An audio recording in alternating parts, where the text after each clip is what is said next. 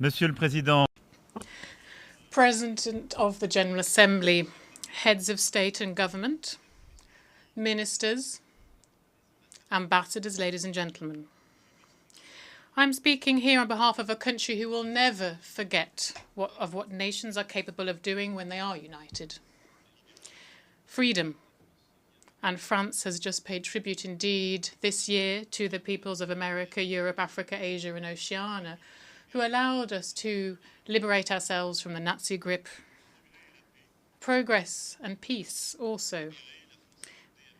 France, with its peoples, have created a community of free states, sovereign states, able to engage with each other and to understand what is essential.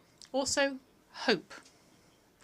Much like we've seen in recent times during the Paralympic and Olympic Games that France hosted this year with beauty, enthusiasm and the support of the peoples.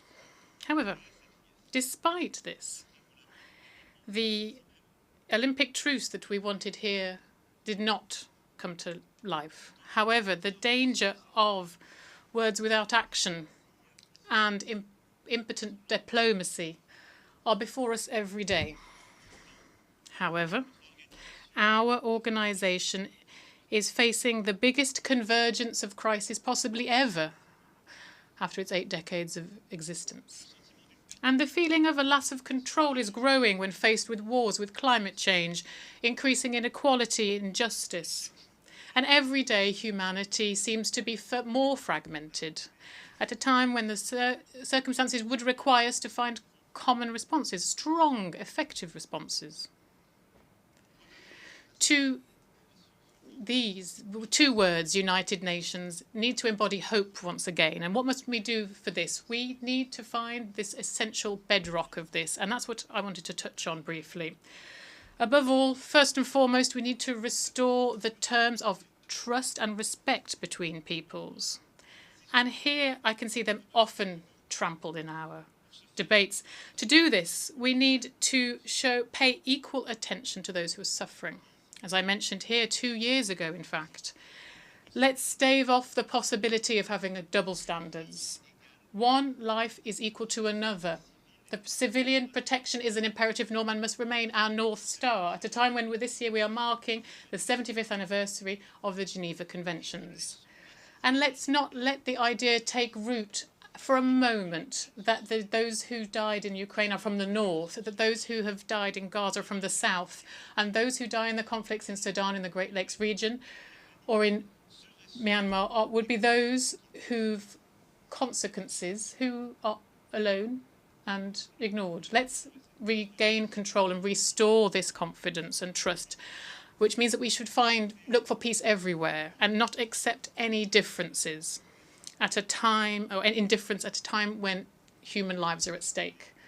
Let's not accept any difference when difference being made when territorial integrity and the sovereignty of states is at stake either.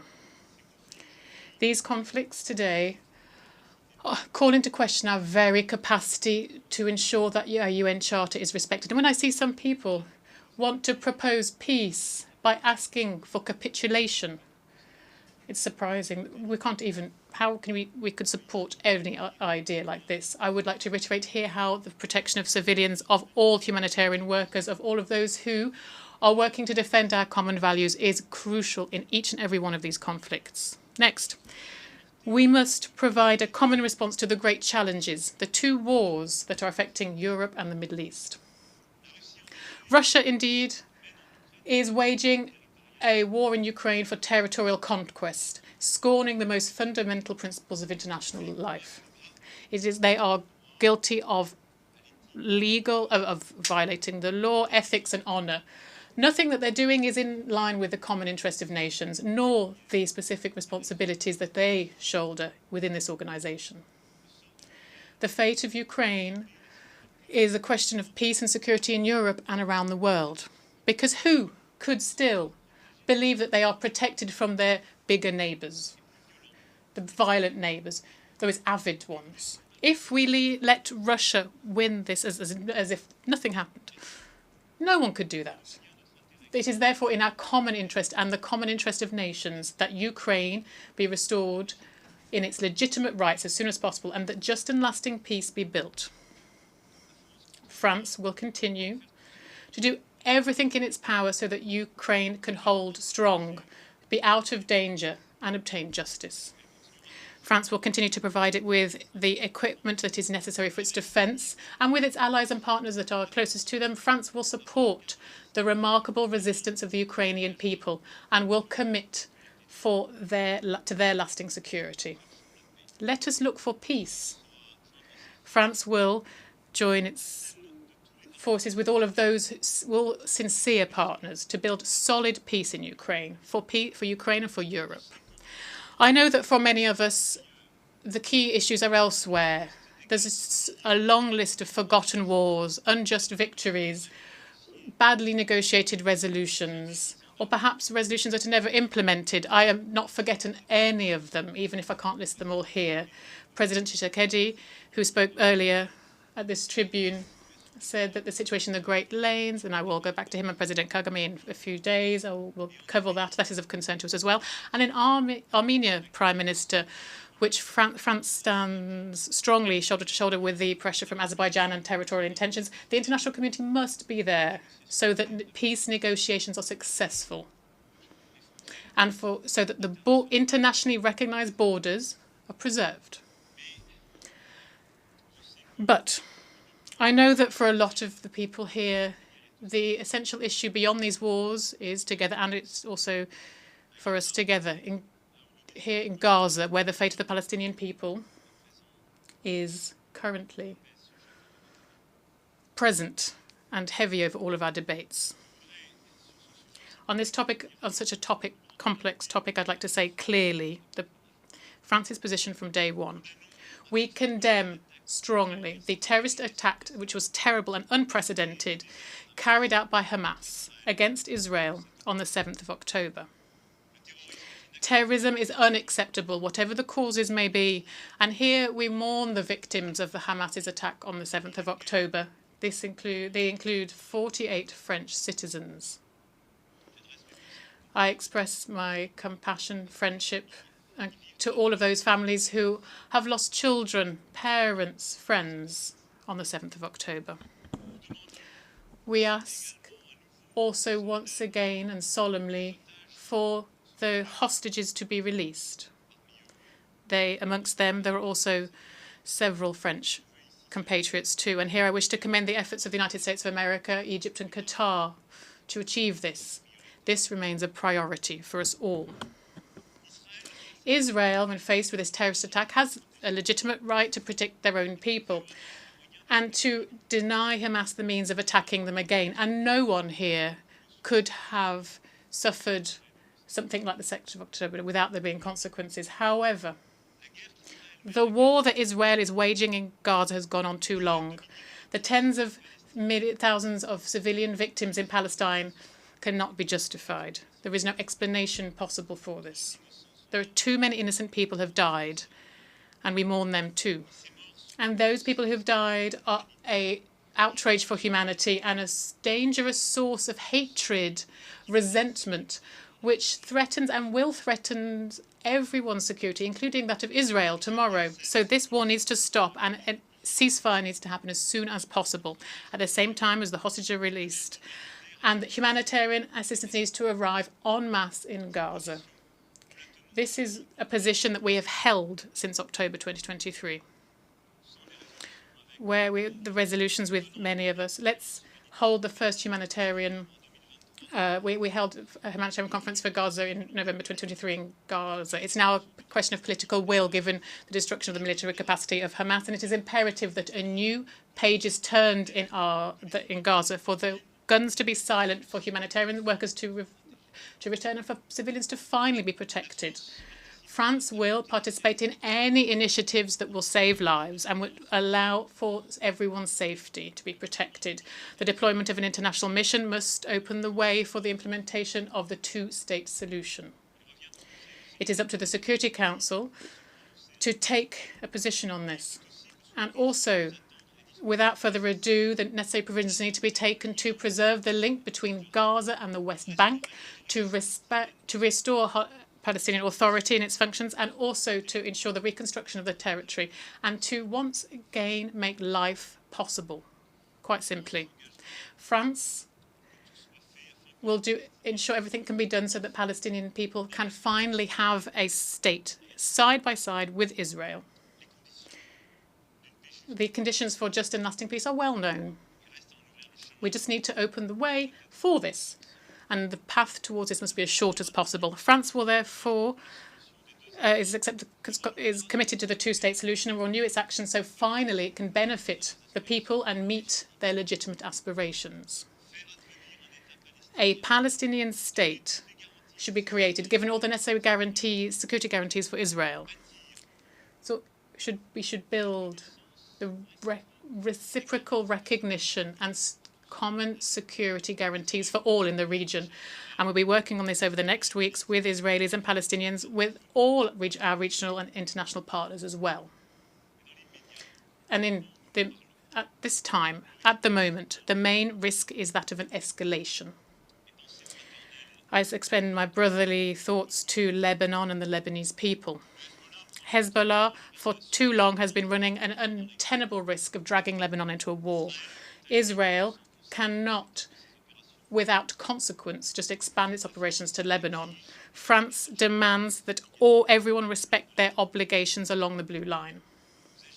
We will therefore act to ensure a diplomatic voice can be heard, a voice that is indispensable for sparing civilians and preventing a regional conflagration. We cannot have a war in Lebanon. There cannot be a war in Lebanon. This is why we urge Israel to cease this escalation in Lebanon, and we urge Hezbollah to cease the missile launches to Israel. We urge all of those who provide them with the means to do so to stop doing so. We have asked for the Security Council to meet today, indeed, to this end. And I welcome this. And the French minister at this end of the week will head to Lebanon themselves. It's the same unity that we must show when faced with the great regional challenges and the global challenges before us, because beyond the conflicts that we are seeing, that I've just mentioned, we need together to continue to ensure that sovereignty is respected, everyone's sovereignty. Regional and international solutions need to be built to tackle these challenges. And this is the idea behind the relationship we wish to have with Africa, a new partnership. And that is for what for the last 2 years we've been doing, working to do. France has done a lot over recent years for the African continent.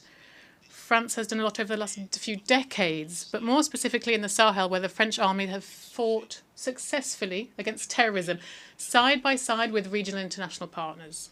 However, the military coup d'etats in the region have meant that we had to take the necessary conclusions. But Europe and Africa have a shared destiny, which demands a broad partnership, a partnership for peace and security, of which the terms need to be renewed, more training, more equipment, more mutual respect. Also, there's partnerships that is underpinned by economic, energy, sport aspects, as well as cultural, memory aspects. And that's what with Benin, Senegal, Cameroon, Algeria, Morocco, and many other countries. This is what we have been patiently building over recent years, and something we will continue to do. So this is the same philosophy that for the last 6 years we've been embodying in order to build a partnership with the Indo-Pacific region, where France has an ambition to contribute to the respect for international law, without which there will be no prosperity. In this region, which has seen over recent years much development, a lot of people try to trample on rules and impose their wills by force. France is proposing an alternative, not to replace anything, but to give states in the region once again the possibility to choose their partners on a project-by-project basis.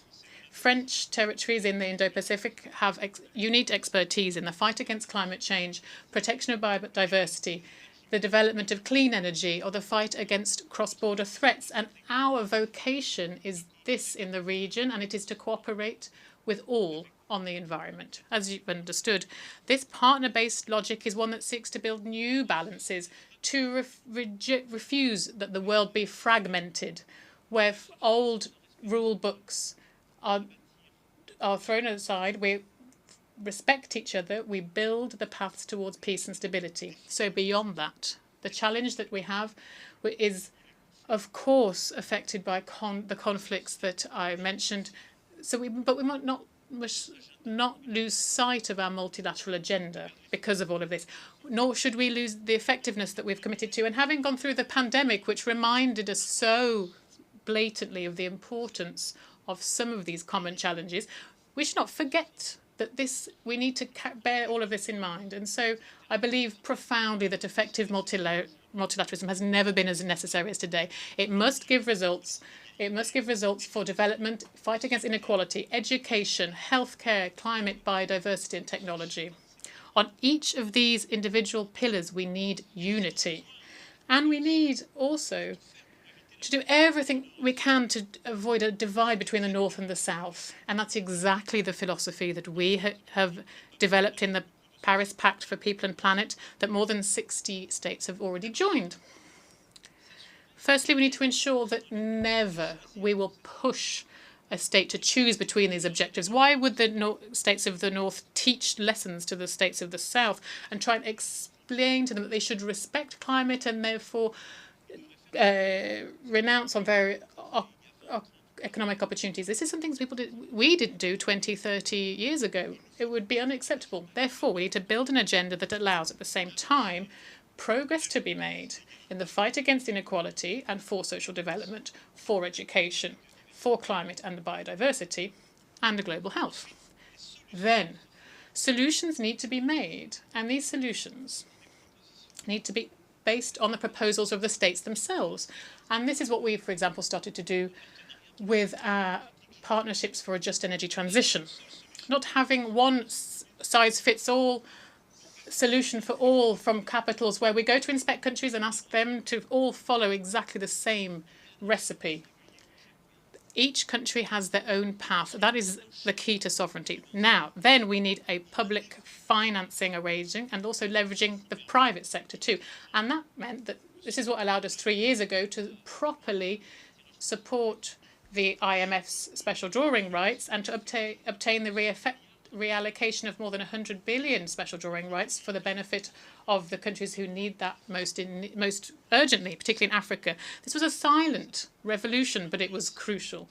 And this is why, with this pact, we were here with his members here on the effective authority of President Macky Sall and with the support of the United Nations, of the OECD, and organisations concerned. This is why we wish to pursue these reforms and carry out far-reaching reform of multilateral banks, of our financial institutions. We launched this objective for shared financing, bringing together development banks from across the world, including those whose agendas aren't quite aligned. We need to work on this common financing agenda so that we can meet the objective that I mentioned. And we together, and I hope in the months to come, as soon as then, we will be able to carry out this reform of the World Bank and the IMF, firstly to renew its membership. These institutions were built at a time when many of you weren't independent. So the structure of capital needs to be restructured to make it stronger. The World Bank and the IMF were only conceived, balanced, calibrated at a time when the challenges were very different, when the global economy wasn't as big, where the population was completely different. So we need to lift these absurd taboos of blockages caused sometimes by the biggest countries, which are prevent others from receiving money because they could be diluted. We need to give the capacity to act to these institutions so that they can then fund that countries of the South need. And this reform is of imperious necessity for our credibility as a whole. And I'm saying to all of the richest countries and those who are around us on the table, if you decide not to do that, well, you'll see in the next few years, you'll see an alternative order emerge. They will forget your agenda. If you decide not to do this, and then we will be accused of cynicism and hegemony, and perhaps not wrongly. This reform of financial multilateralism is indispensable to address these challenges. We also need to pursue our climate biodiversity agendas too.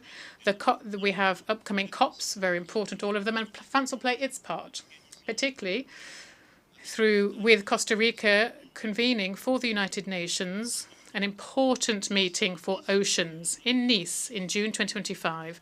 Here we'll have the UN Oceans Conference, and we will continue work on this. And I hope that a lot of you here will be able to ratify what we've managed to achieve over recent years, particularly the Treaty on the Protection of the High Seas. This is crucial. And we're also continuing to make progress on the question of water. That's also indispensable with the new One Planet Summit on water. This is alongside Kazakhstan and Saudi Arabia. I won't go into detail, of course, on all of the topics that are necessary, but I do wish to recall that how pressing an issue artificial intelligence is. It's important for all states here to coordinate on this. We need to foster innovation, of course. We need to ensure that the innovation and artificial intelligence need to make sure it's accessible to all peoples and countries of the planet, and so it doesn't fuel more division and inequality. But we also need all of this to be developed within an ethical, democratic framework created by the peoples of the planet that is resolute. We cannot let some people, a few private actors who are on the cutting edge of this innovation at the moment, think about the future of this for our peoples. This is why France, in February 2025, will convene the next Action Summit for Artificial Intelligence. But I'm sure you've understood the aim is to build this common framework, and I welcome the work that's been done and coordinated by the Secretary General and the Global Digital Compact, which is built using the best of expertise, and it enshrines this philosophy, which we subscribe to totally. To conclude, ladies and gentlemen, and I'm aware, of course, that I've forgotten so many difficult situations, from Venezuela to the heart of Africa, and so many other tensions in Oceania. I want to talk about our institutions. I hear a lot of people say that what we need to do to the UN is just throw it in the bin. There's no point in it. We can't resolve conflicts. Why do we have it? So here, let's show a constructive kind of impatience. And we can't just be satisfied with not being able to resolve things. But we know who's responsible. While we have a Security Council that is blocked reciprocally according to each another's interests, while that's still the case, we won't be able to make progress. Is there a better system? I don't think so. So let's make the UN more efficient. Firstly, perhaps making them more representative. And that's why France, as I reiterate here, is in favour of the Security Council being expanded. Germany, Japan, India, Brazil should be permanent members, much like two countries that Africa will decide to represent them. These new elected members will also need to be accepted. But the reform of the composition of the Security Council is not sufficient alone to make it more effective. And so I wish this reform how it should also change the working methods to limit the right of veto in case of mass crimes, and also to focus on operational effective decisions that peacekeeping needs and maintaining international peace and security needs, rather. This is why we need to be brave and audacious and to do so. And with the current permanent members, this is something we should be doing. Almost 25 years after the Millennium Summit, it is now high time to be more effective, to act better on the ground for states and for civil society. And then beyond the United Nations, we must also mark a new era in each of our multilateral institutions, as I just mentioned. These are the few words I wanted to share with you, ladies and gentlemen, today. At a grave time of our world order, here where so many conflicts seem unresolvable, I will say that France will continue to carry this voice that is loyal to its values, that is demanding, that refuses to oversimplify the context, and that France will continue to defend the simple values principles that we've always defended. Human dignity, the respect for the principles of the Charter, and beyond conflicts and the current news cycle, we continue to build with you a fairer and more effective international order. This is what we will continue to advocate for alongside our friends and our allies. But also, we should be free to say no sometimes. We should sometimes be able to refuse the cynicism of the time, or some things that seem obvious but are not. Thank you very much for your attention. On behalf of the Assembly, I wish to thank the President of the French Republic.